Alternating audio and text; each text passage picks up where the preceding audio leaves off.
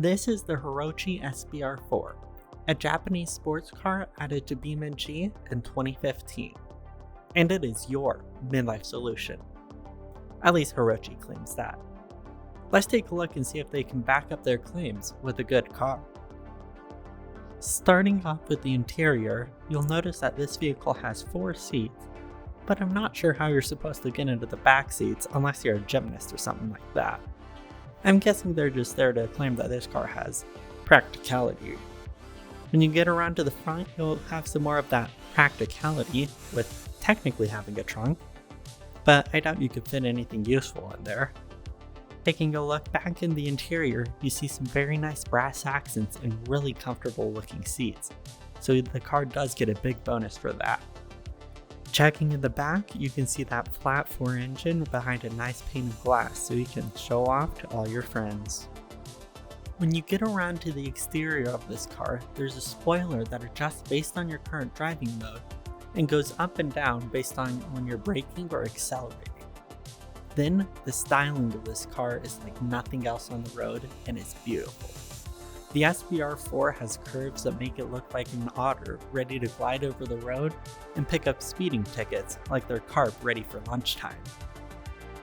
The closest real-life car I've been able to find would be the Porsche 911 Carrera, although the SBR4 does have more of a Japanese inspiration, with a 2.5-liter flat 4 instead of the bigger 3.4-liter flat 6 in the real car.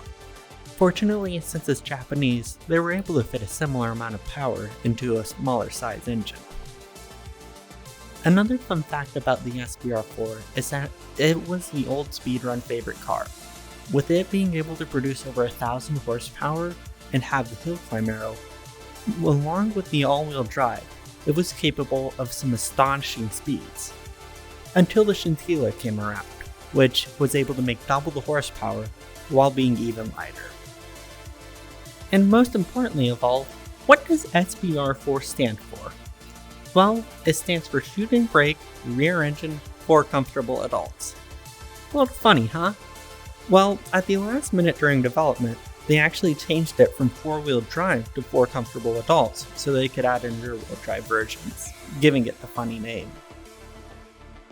Now that we know more useless information about the SBR4 than any sane person should know, let's take a look at what's important: performance. In terms of those stats, to be consistent, we'll take a look at the highest end model, the GT2 RS, along with the dual clutch transmission. It's priced at $95,500 Beam bucks, but for that price, you could get 9.5 pigeons or half a Scintilla. So let's see if it's worth it. It makes 448 horsepower and weighs 1,485 kilograms with all-wheel drive, so it is able to put the power down, making it go 0 to 60 in just 3.1 seconds. That's faster than a Scintilla in a drag race, but it doesn't quite have enough power to make it the whole quarter mile. And it tops out at about 308 kilometers per hour, if you have a long enough straight. During the West Coast USA highway, I was only able to get it up to 301, and even then, had a little bit of an incident with a wall. In terms of how it drives, the SBR4 is very fun to whip around the city, country, or just on the track. The rear engine all-wheel drive layout can make it drive a little strangely though, due to the strange weight distribution. The car will end up understeering and make for an interesting driving experience. Instead of braking until the apex with an optimal line, this car involves braking, then letting off the brake and starting your turn instead. So it'll look something like this as opposed to a different car. Now that we know how to drive it, how does it feel? Well, in general, it's a blast. The crazy acceleration along with the tons of grip makes it exit corners like a banshee. And even when the weight distribution is rough, you can still take corners lightning fast. It makes you feel like you're swimming over the roads, and the whole world is your ocean. But now that we've seen how this car feels, let's put it in the hands of the expert. Some say that it skied down Mount Everest twice. All we know is that it's called a Misty. Starting off, we have that incredible 3.1 second 0 to 60, and it's already rocketing down into the first braking zone. And hitting the brakes really hard going through that first corner, and it is sideways through that. That is incredible. Now going through the flat out section. Not losing any speed there.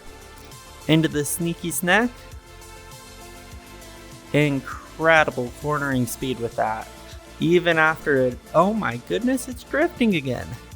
Yeah, even after all that technical braking, it's still incredible to drive. Coming in up on the 190, let's see how it does. Cornering like it is on rails. And exiting out the 190 and heading into the corkscrew. Let's see if the Misty's able to take care of this. I don't think that's an FIA approved line, but it looks like the Misty made it through, so I guess that's okay. Going into the final chicane here, it's still not taking FIA approved lines. That's unfortunate. Going down the finish and across the line. Now that we know how fun it looks like to drive it around, let's take a look at something practical, the timesheet. We ran the Misty around with several other cars to see what some baseline times are, and here they are. Let's see where the SBR4 goes on that sheet. It did it in 1 minute, 18.6. That puts it at the second fastest car on the sheet, and half the price of the first place car. Then when we look a little further down, the rear wheel drive SBR4 is only 2/10 behind the K series for 18,000 BeamNG's less. That is a bargain and a half. And now for the most important part of this video. Should you buy an SBR4? This is an outstanding machine with incredible times around the track. And my opinion is that you should not buy one. What are you gonna do with that extra $20,000 you save over getting a K series? You can't fit it in the car. And what if you wanna go shopping? Where are you gonna fit the groceries? You just go, oh, I'm gonna buy one sandwich. Oh, okay, I gotta go back and now buy another sandwich. Just gonna be going back and forth over the grocery store. You're gonna lose all that time you spent by getting a faster car. And on that terrible bombshell, it's time to go. Thank you for watching. Please like, subscribe, and since you will do it anyway, tell me why I'm wrong and you're right.